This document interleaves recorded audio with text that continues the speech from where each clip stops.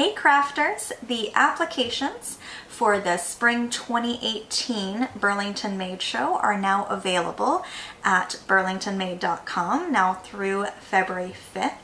And I've gotten requests from a few of our makers to do another site tour like I did for our last show of our new venue. So I thought I'd come onto YouTube and do a quick video of what our new venue looks like at the Ron Joyce Center.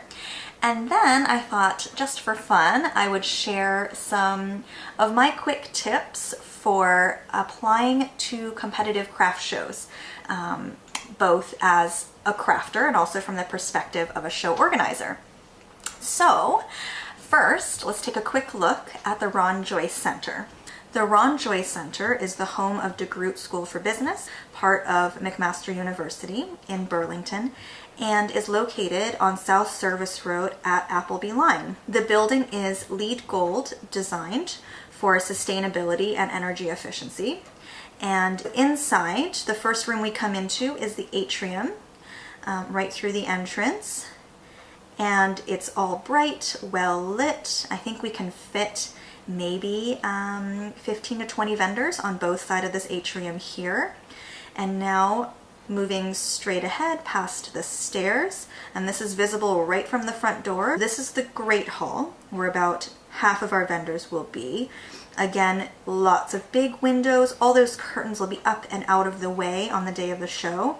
Lots of light in here. Of course, these tables will all be moved out of the way. And then just outside the Great Hall, which you can see through these two pairs of doors, is the outside patio where we can fit our 10 by 10 vendors. So anyone who needs a 10 by 10 space, bring your own tent, bring your own furnishings, and you can be on this beautiful space outside in late May. It should be gorgeous, hopefully no rain, but it's so close to the Great Hall that I think with all the tents circled up, we'll be able to just hop back and forth between the tents and stay fairly dry. We will also have a bartender serving wine by the glass at our show. There will be a food truck outside serving food, as well as a few food vendors inside. And working on live music at the moment. We're not currently outfitted for it, but we'll see what we can do, because we had just a great vibe at our Christmas show, and I heard a lot of great feedback about that, so we're hoping to do that again. If you have any more questions, a lot of the information is on our website, and also feel free to contact me. So now I'm going to talk about our 4 tips for successfully applying to competitive craft shows. I have a few years of experience as a crafter myself with my soap and skincare line, and now I have some experience as a 3-time craft show organizer. Ooh, 4-time craft show organizer. But also my former occupation was as a marketing director, so I have had experience applying for proposals for jobs on behalf of other companies. So I'm certainly not the expert in this, but I think I hopefully can give you a little advice if you're just starting out. And if you're not starting out and you've had a lot of success applying for craft shows, I would love to hear from you. So put some notes down in the comments. Tip number 1, read the website. And if they don't have a website, read the Facebook page, read Instagram, read the Facebook event post, go through all the comments, try to find out as much about the show as you can. Firstly, because you want to know what you're applying for, of course. There are shows that veer toward the modern, there are shows that veer toward the family friendly. And you want to know what you're applying for to see if it's even worth your time, but also so you can put your best foot forward. And also, I'm sure none of you watching this would do this, but don't ask dumb questions. I get a fair amount of questions, and plenty of them I am perfectly happy to answer. If you can show me that you spent just as much time looking for the answer on my website or on my social media as I will replying to your question, I'm perfectly happy to answer your question. But there is no bigger red flag for a show organizer than a hopeful vendor who clearly hasn't read the website, who hasn't read the big print on the website. I don't mind if you missed the fine print or an email that I sent 2 weeks ago, but if your question is answered on my homepage, that's kind of a red flag to me that you might also be the same person who might call me at 9:30 in the morning on the day of the show saying, oh, hey, do I need to bring a tablecloth? And do you have change for me at the event? So do your homework. Just like on a job interview, make it clear that you've done your homework. Okay, tip number 2, be thorough in your application response and proofread your answers. This should probably go without saying again, but I get a surprising number of applications that are riddled with typos. And I try not to be a stickler for grammar or spelling errors. I understand a lot of people are applying for shows, especially if the application's online. A lot of people are applying on their smartphones these days, and that makes sense. I know there's autocorrect, there's issues, and you are busy as an entrepreneur. You've got lots of things to do. So I understand typos. That's fine. On the other hand, if you misspell your web address or something critical like that, our jury can't find your photos. And if we can't see photos of your work without putting a lot of effort into it, and keep in mind we are looking at hundreds of applications now, and there's just a half point between you and the competition, that can make all the difference. So take the extra time up front to take a second look through your responses and just make sure that there are no glaring typos. Double check especially your web address, your Facebook and Instagram links, and make sure that there's no spaces in them. Make it just really easy for the jury to look you up and verify your work and the quality of your work, right? Don't waste all that time. Number 3, perfect your elevator speech. This is what makes your products, your company, better than the competition's. I know to a lot of people it feels like bragging, and that's hard for me sometimes too, but if you're a maker and you sell at craft shows, you've got to be your best salesperson. So if you're not great at marketing speak, if you're not great at the PR kind of language, just take some time to put thought into the answer.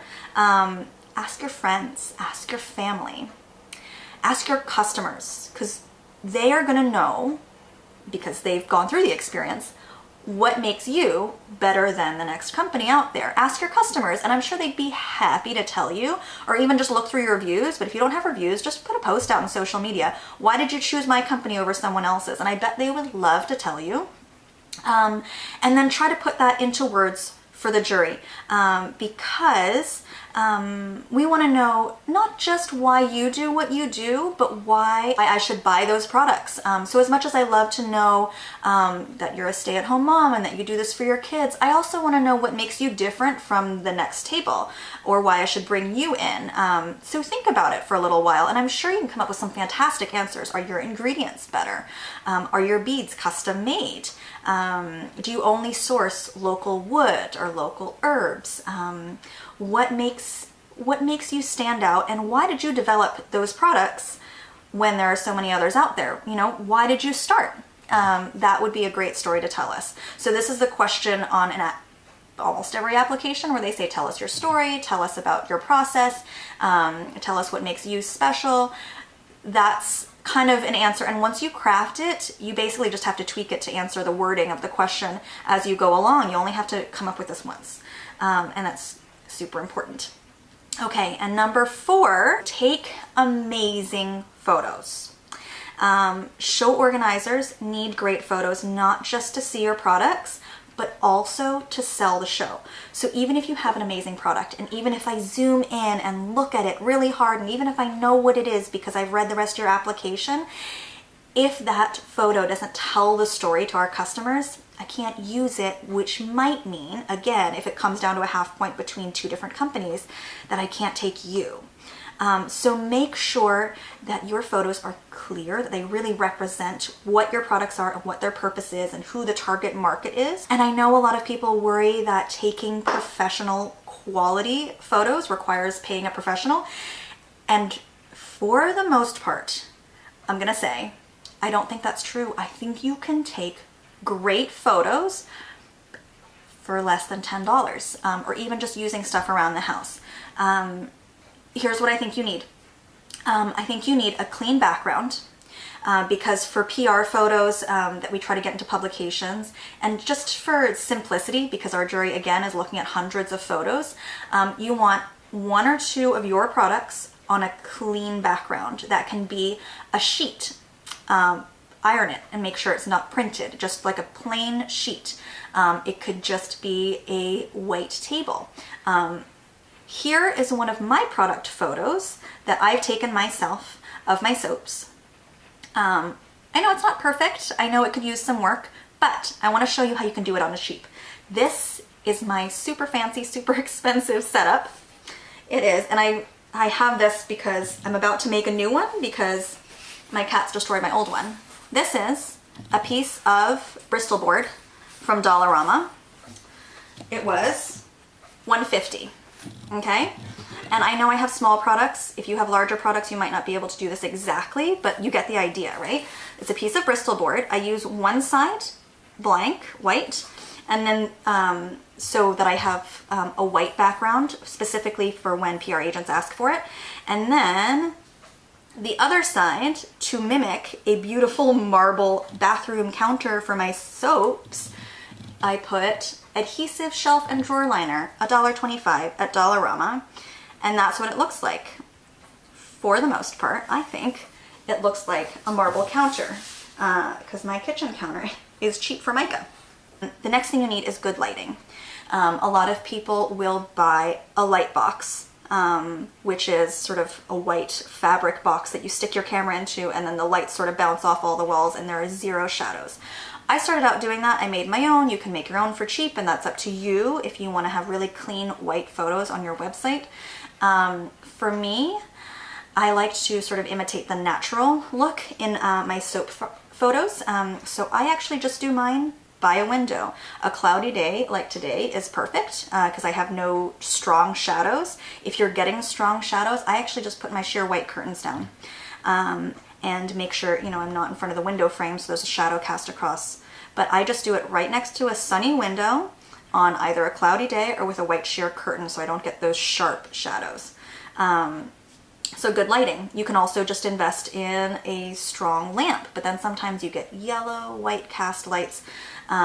So yeah, I prefer natural light. I think that white balance is the easiest for me. Number 3, stage it nicely, make it clear what your product is if it's unclear.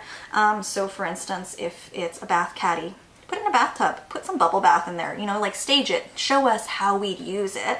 Add in a little decoration sometimes. For instance, for my rose soap cupcake, sometimes I put a few little rosebuds or something around the edge just to liven it up a little bit, but not to clutter it too much. And if you don't have a DSLR, that's fine. I use my phone camera. I have an iPhone. I've also used an LG G4 in the past, and no one really noticed the difference because we're not looking at the photos huge and blown up, we're looking at them small, so it doesn't really matter that much what camera you use as long as you have good lighting and a good background. And then you can download free apps like Lightroom, which can auto white balance your picture and make it nice and bright and pop a little better so that it's easier for us to use in our promo. And here's a bonus tip for you under tip 4, take amazing photos. Take photos of your booth. Some applications, actually a lot more than used to, a lot of applications are now asking you for a booth photo because even if you have gorgeous products, sometimes we want you to also show us that you have an enticing booth that draws people over and that you know how to lay one out. So every time you go to a show, take a photo of your booth. It's great for social media. It's great for you to keep track of how you're progressing, how you're developing, and maybe to get ideas for what works better than others and what you can improve on. But then you also have a few booth photos to choose from when you're applying for another show. And if you've never applied for a show before, if you've never been in a show before, just stage one in your dining room. I have had lots of applicants stage photos in their dining room and say, this is what I'm planning to do. And worst comes to worst, you could draw a picture if you have a creative idea for a booth. I've had someone bring in kind of a vintage table with a cool hutch, and she sent me a quick snapshot of what it would look like and kind of drew in where her products would be on it. And that's a great way to just sort of illustrate to me that she's thinking about space and the vertical part of her display, and that she's really thought it through. And that's something that we love to see too. So those are my tips. I hope you find them helpful. If you have any other tips, like I said, please leave them down in the comments below. I'd love to go through them and see what you guys think makes for a stellar craft show application. And if you learned anything, let us know. And once again, our applications are open at burlingtonmade.com for the spring 2018 show in Burlington, Ontario. We are so excited to go through the applications from all the fabulous makers that are applying. So I encourage you to take a quick peek. We hope to see you on May 26th at Burlington Made at the Ron Joyce Center. Come out and shop local, shop handmade, and we can't wait to see you there either as a vendor or as a shopper. Thanks so much for watching. You can follow us on Facebook at facebook.com/BurlingtonMade or on Instagram at instagram.com/BurlingtonMade. Remember to like and subscribe this video if you wouldn't mind, and help other viewers find us. And let us know in the comments if there's anything that you would like to see on this channel. I would love to share some tips for putting your best foot forward at shows. I think I might do that one next. How to set up for a show, what to remember to bring, and that kind of thing. Hoping to do maybe a couple more handmade hauls if you guys like that, so just let me know. And yeah, thanks so much for watching, and we'll chat soon. Bye!